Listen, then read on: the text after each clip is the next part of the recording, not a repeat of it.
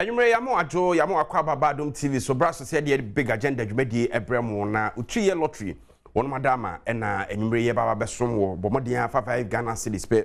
ebi ekwan ma wo ho yidi akwanya titi ani ji 7 se utwa 5 cedis na utbi 10,000 utie na hit jackpot a utimi edi 50,000 na short code a udi bitwa utriye lottery nenie 8*887*787 hash *887*787 hash na chese worem memene da nwumre no nso bia Adom TV so nane wahwe draw no na utie yi nkwade a obedi bibi ama obotomu ayede ye fem na nase yampofo jewe ya biga agenda na ba bidi nkomo de afa value for money office act ni omampani de nsa ahyase ama yenya value for money office act 2026 na yeyi nhede aban so de ba an independent entity baba behwe se kapre ana sempo bi ayeyi afra ban mu no kwakoye adwuma a esefata o man benya so mfaso na chese yemoka entunwo kwa na sa enkomodie a epie abankesie mu ne dey the finance minister na oho no mampani de nsa ehye sakrata na se yenkonkotie ensemo a yewra kesel ato forcing doctor oditudwa bra mampani de nsa hye sa enhye na se amana babe mra na frase didwuma wo memu no ase no yinti nsema yewra ato forcing didwa ne agina so edi nkomo ahwe sanye bi any institutions already no omo ewo system ni mu a anka obetimi ensure value for money ana ya na montu papa ewo ye quantum point nam so se dwirim ne de katasehye betimi abra no ase ana se wastage a ewo ye system num ya ban sikasem no so ne betimi di ateso ye nhwe nsem a Dr. Case out of force in the tudwa no iwia ye de nkomo na to so. President this morning signed into law the Value for Money Office Act. This singular signature and assent will mean that going into the future, the Republic of Ghana and the government of Ghana will curtail public sector expenditure that has actually risen as a result of overinflation of government contracts. What we seek to do going into the future will be that we will set up the office and all single source procurement will have to go through the Office for Value for Money. In the past, the legal division of the Ministry of Finance has been the one that conducts Value for Money office. They did not have the requisite skills and ability to deal with Value for Money. And so what we've done is to properly institutionalize the Value for Money office. President Mahama, as part of his campaign pledge, promised to establish the Value for Money office, and today he has graciously assented to it following Parliament's passage.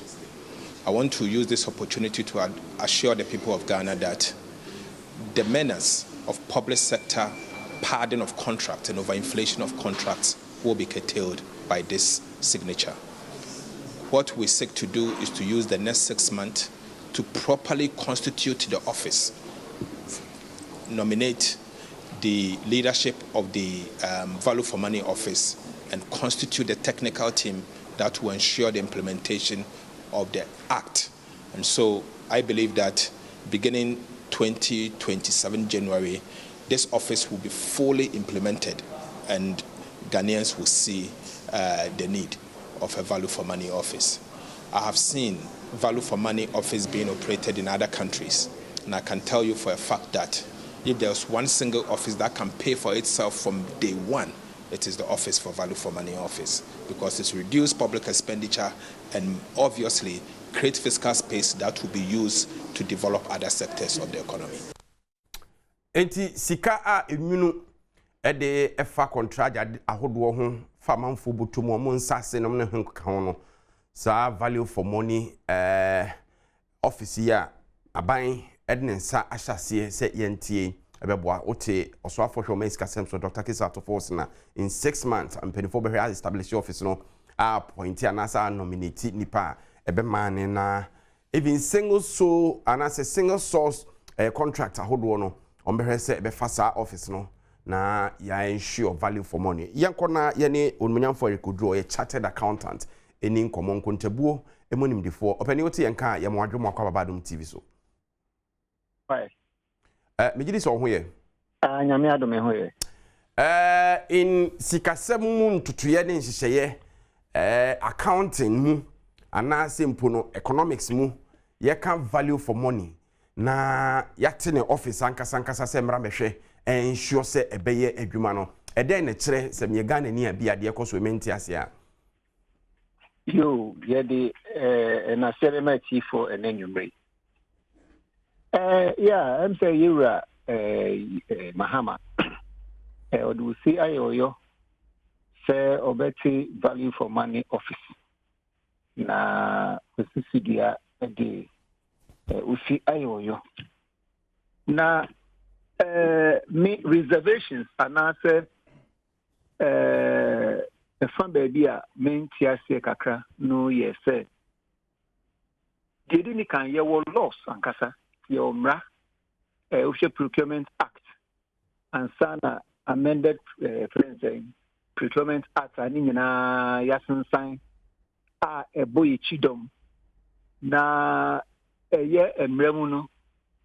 the enforcement say bonini sia o hye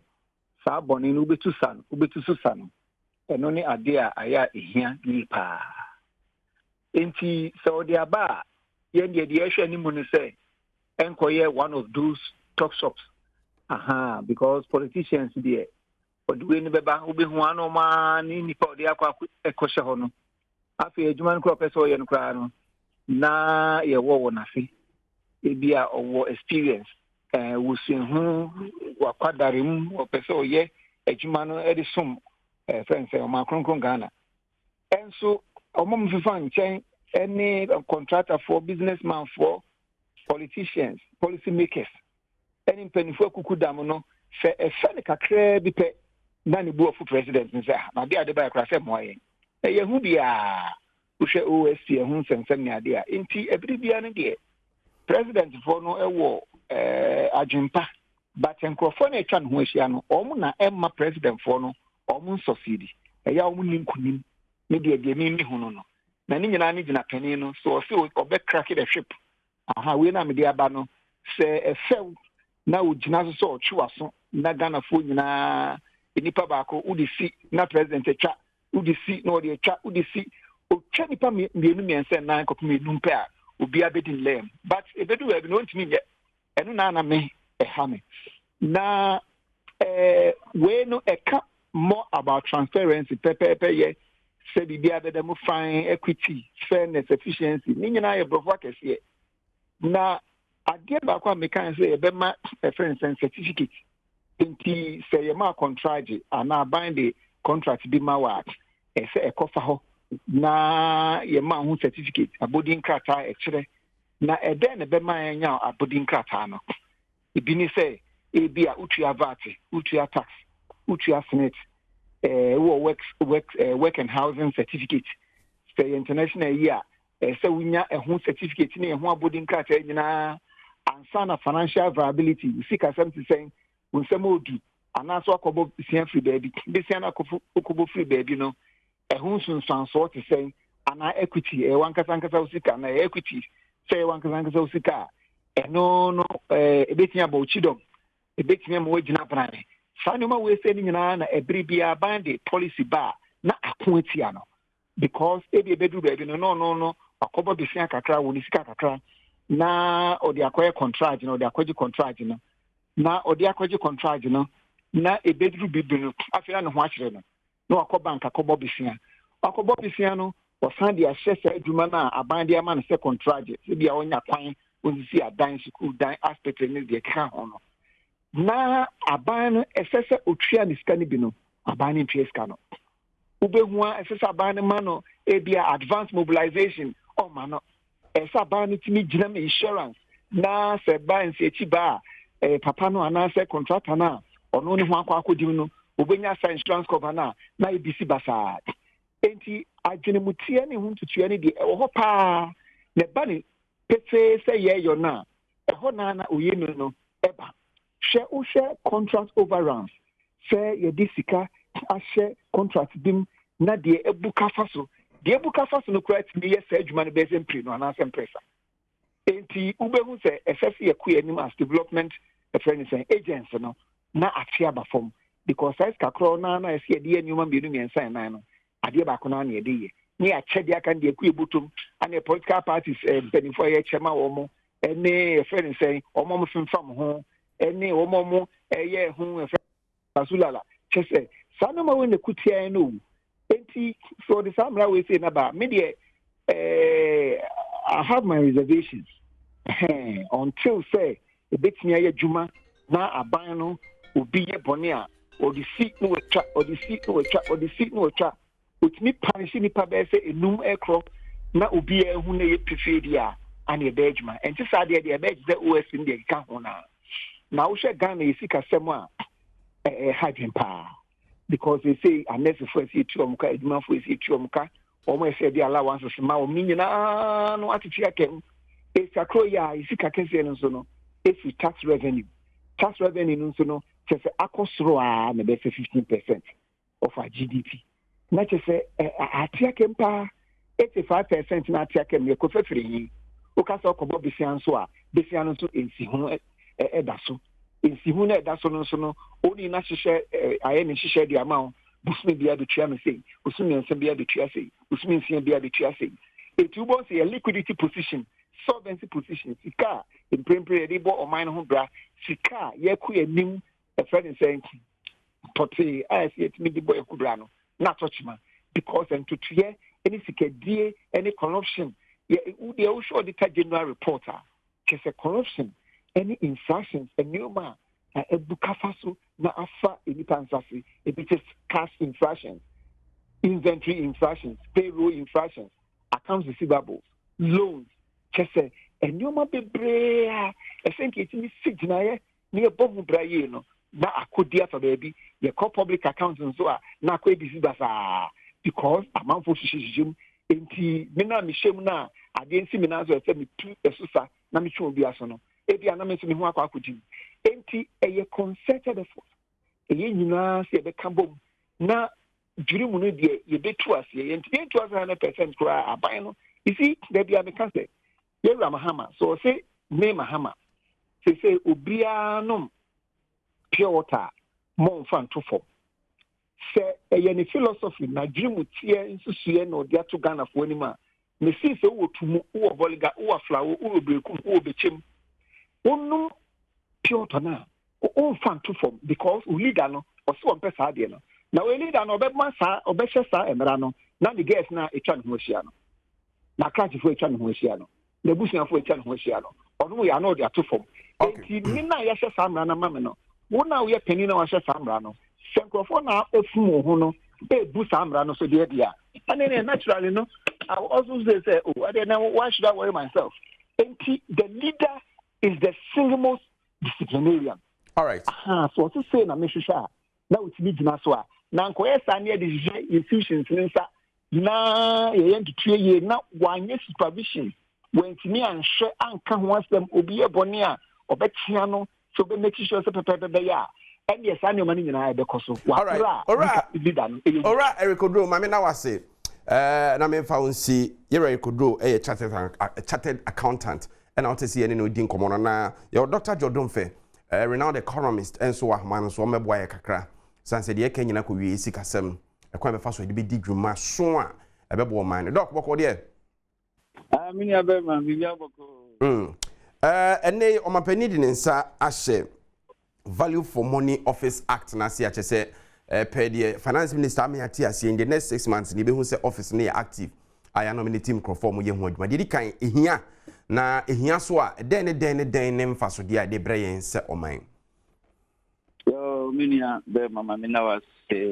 wa kwenya kete na men chia kete nyina na men kati ehia pa we ya na mobile coin aba ne tuwe se ubia bon sempa se omaya de papa minia you set a value for money let us say who ehia pa I think yeah you will 2026 aban so be disika around 300 billion. Yeah, says okay. Minu taxes na omojeje na and it's a Bosnian, a Doba, Bosnian, Swing, I die so that he the tax and Vitria. Yeah, Chase, and Nona, Abano, Betiche, Yemfebin Kuyipat, Yemfebin Faha, Yemfebin Yesi. Nanona, Omopes Omuye Bifa, who said the Abaya, the Kedia Abai Beushu, Bonibeka said, you bring the greatest possible benefits to the citizens. Now, Obibusha said, I feel near who says, Rihanna, Debbie, and Yafi Nagana, Yatisa, a Yama Bia, a Wahoda, that I 1992 Constitution, Article 187, a dear empower Ghana audit service.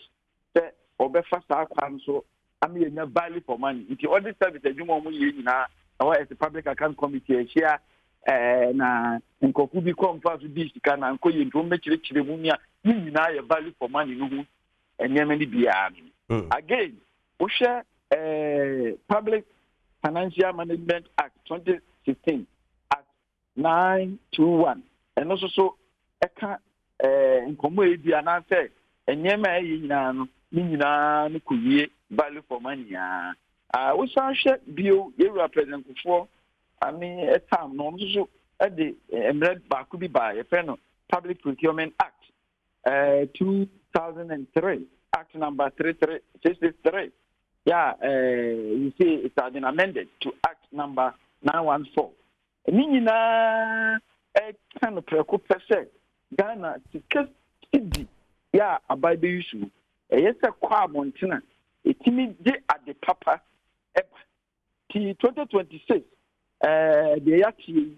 a Value for Money Act 2026, a new legislation. A chef animal winning, Kena. Ebe shemu dene enye se bia ebe replace the auditor general nene nkofo na pamfo ye be koso akoso procurement money ade but then also be ye adwuma se de be ya abai stidi bia be ko abontin bia no ebe wie de ade papa aba ebe ma boni be ka efficiency be ba ebe ma effectiveness aba adwuma aba isike bia aba be use no tabi previous Obeyisu no wonyansam enkoye political expediency ya na dodo na imprepi yetehu ekwan bi a mampon kofia se to mampon eda sa kwai ne nkeye kwai hu hia pa eseyi eso ba ni yi sa kwa na sike bekom bi a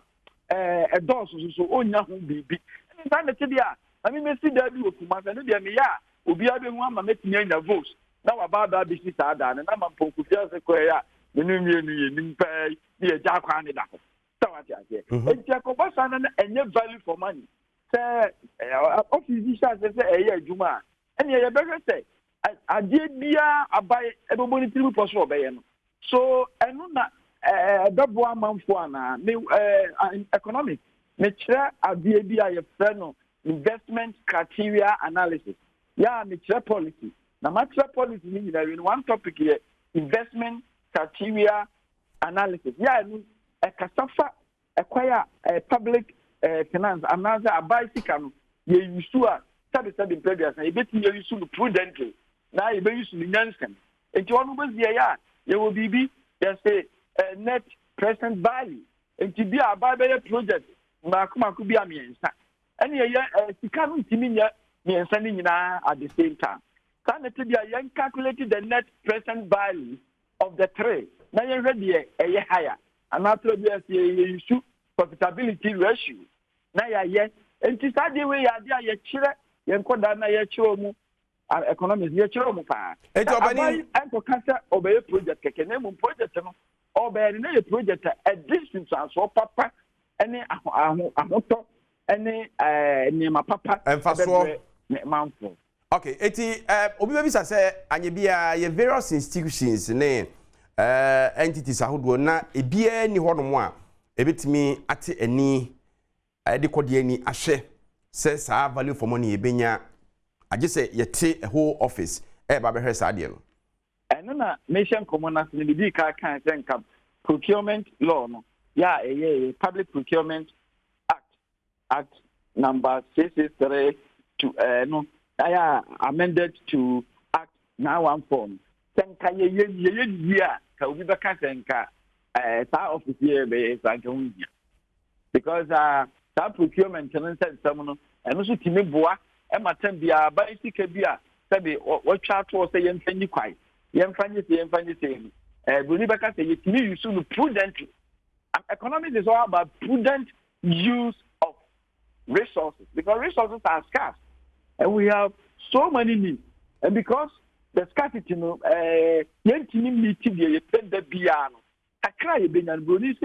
have to use it prudently, and that is the definition of economics. Economics is about making prudent use of resources. I think no question I will be saying, no question Public Financial Management Act and our Public Procurement Act, and even Parliament is 1992 Constitution, Article 187. My Auditor General, to me, so almost 1 year, Juma. That near year, Juma, to perfection.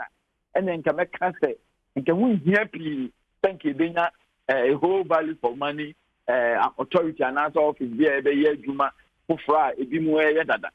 But and I'm saying, and from Shoka can it not seem to be a what that not public perception. So actually, corruption is still pervasive. Now, unfortunately, Doc, yeah, Brenna, so may influence your home. That for best out on common so. Last night, yeah, that was Dr. Jodon for a economist or Chadie or Mason Pocket Simu and out to see anything common. If I'm not saying for your big agenda, you watch an